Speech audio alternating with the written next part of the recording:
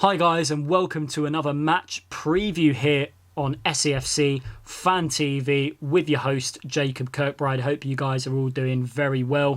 Before we get into today's match preview, if you could please like, share and subscribe this video, as we're so close now to reaching 5,000 subscribers. I think we're just only 100 away now, so if you could please like, share and subscribe to reach our 5,000 subscriber target, that would be very much appreciated. So on to Tuesday night's game, Plymouth Argyle. We're going into the game coming off the back of a 3-0 win away at AFC Wimbledon at the weekend. Don't forget, guys, that we're also doing a live stream on Tuesday night for the Plymouth Argyle game. We don't know who's going to be on it yet, but watch the space on our socials. That will be posted very shortly, a 6:45 start. But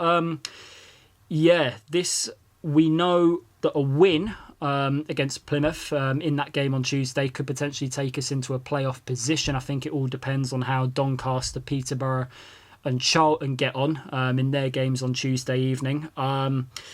We know Lee Johnson likes to reshuffle his team and potentially could do that as well on Tuesday night. I was a little bit sceptical, I must admit, with the team selection he had out on Saturday, but then again we come out with 3 goals, Charlie White, hat-trick hero, and another clean sheet, which things are working. Lee Johnson deciding to make changes which are questionable in the side, the likes of bringing Jordan Willis back in for Dion Sanderson, who's been playing very well recently. It worked a treat. Jordan Willis had a brilliant game. Aidan O'Brien playing alongside Charlie White worked a treat up front. The pair showed great link-up play, particularly for Charlie White's first goal. Injuries, obviously Denver Hume, Conor McLaughlin are going to be out for lengthy periods. Lyndon Gooch is currently in his isolation period after testing positive for COVID-19. Tom Flanagan will be out also for a while with a broken foot, but positive. Luke O'Nien was back on the bench at the weekend. Could potentially he be thrown it back into the starting lineup after a lengthy period out on Tuesday evening. But on to our opponents now. Plymouth Argyle, they sit 15th place in League One. Played 22 games this season, won 7, drawn 6, lost 9, scored 29 and conceded 38. Managed by Ryan Lowe. Players to watch out for: Ryan Hardy, Connor Grant, Joe Edwards and Luke Jeffcott up front as well, who's been bagging in goals for them this season. They put in a brilliant performance away at Huddersfield Town in the FA Cup third round, so they're through to the 4th round to play Premier League side Sheffield United. In their last League One fixture, for them a 1-1 draw against Crewe Alexandra on Saturday. Midfielder Kamara being sent off, so he'll be suspended for Tuesday night's game. Defensively, though, still very vulnerable. I think there's definitely room for improvement for them going into the second half of the season on a defensive point of view. But we are the home team, but there is a lot of concern with us going into the game as the home side, as our home performances this season have not really been up to scratch. We definitely need to look to break teams down a lot quicker whenever we play sides who are sitting in the middle of the table at home. Our last victory at home in League One was a 2-1 win against Ipswich Town, and that was at the start of November. So a win will definitely break that record on Tuesday night, which is not a great record to have. But also we just need to be out of sight more and play with less fear when we're at home, because there's no crowd there.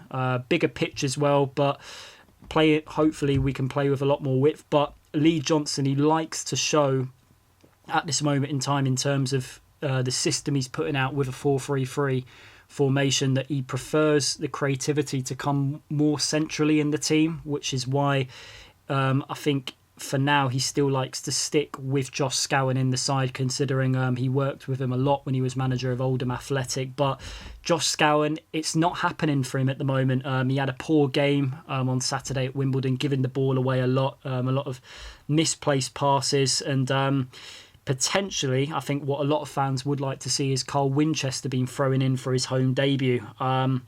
which is something that I would like to see personally myself. I think Winchester will be a player that will get better playing in this league week in, week out over time.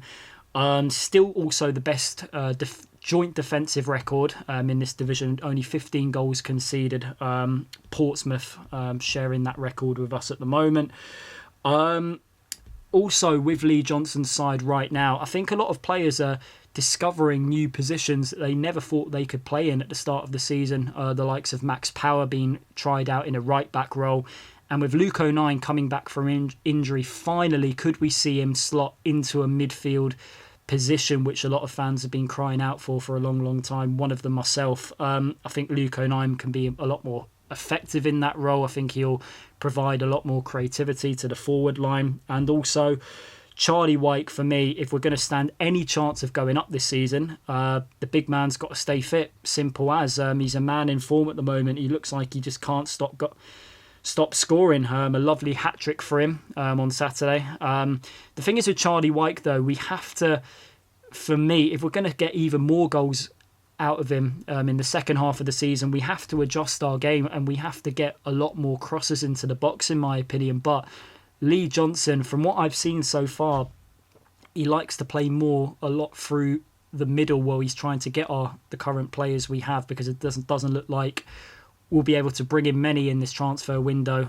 playing a lot more through the middle, learning to keep the ball a lot more, playing without any fear, and looking more dangerous on the counter-attack, which we showed for our third goal on Saturday, which I think could be the real difference in that game on Tuesday night. And also Jordan Willis coming back in place of Dion Sanderson, who had been playing really well up until the point where he's dropped for Wimbledon on Saturday. But Jordan Willis, I think him and Bailey Wright as a centre-back partnership, I think is very strong. My score prediction, I'm going to go for a 2-0 Sunderland win on Tuesday night. I'm going to say Charlie Wyke. You know what? I'm going to say a Charlie Wyke brace. He's a man in form and I have every faith he'll be back on the score sheet again on Tuesday night. The thing is with Charlie Wyke, though, a lot of people do think, particularly in games where we're playing against sides in and around us in the table, he does go missing in games. But we go back to the debate, are we giving him enough service? You know, his hold-up play on his day can be second to none, but at the same time, he needs to show a lot more movement in the box when we do get into the areas where we can put the ball in. And on the counter-attack, and also the second goal he scored, which was a lovely well-taken corner from Ledbetter, but peeling across to the near post for him to volley it into the far corner. It was an excellent finish. We do really need to see that more in Charlie Wyke, but I have every faith he could be a real game changer. But if we can also potentially work our way round the salary cap somehow, because I know it's affecting a lot of League One teams at the moment, and potentially get another backup striker in that could potentially play alongside him, that can provide pace, feeding off his the knockdowns that he has and his great physical hold-up play, we could potentially see teams off a lot sooner, and Charlie Wyke could also link up well with that striker and score even more, and that's what we'll hope. Charlie Wyke, he's a man in form. He's proving the doubters wrong, and I have every faith he'll be on the score sheet on Tuesday. So fingers crossed. My prediction, a 2-0 Sunderland win. Guys, thank you for tuning in into today's match preview. Please don't forget to like, share and subscribe. I hope you've enjoyed it. And fingers crossed, we'll come out on Tuesday evening with back-to-back wins. How are the lads? Keep the faith.